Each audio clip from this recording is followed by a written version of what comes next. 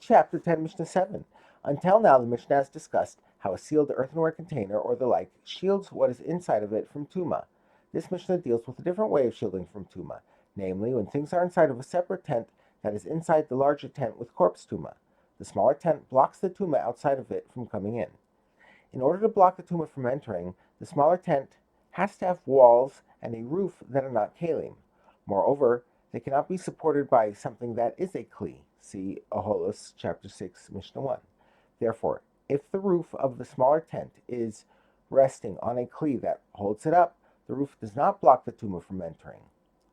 In this case, there was an old oven, which is a Kli, inside a larger new oven, which is not a Kli, and an earthenware plate, which is not a Kli, rests on top of the old oven.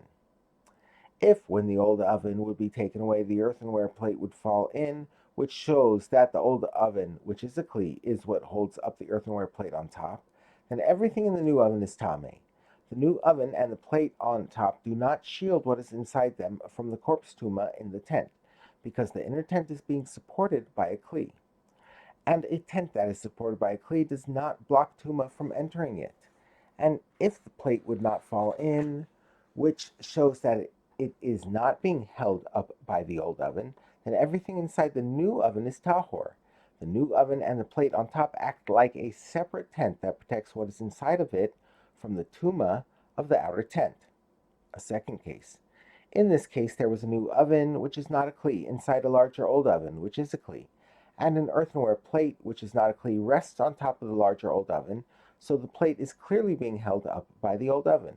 Nevertheless, if there is not a tefach of space between the top of the new oven on the inside and the earthenware plate on top, then everything inside the new oven remains tahor, even though the earthenware plate on top is being held up right now by the old outer oven. The plate would come to rest on top of the new inner oven if the old oven was removed. Therefore, the plate does not depend on the old oven, which is a Kli, for its support.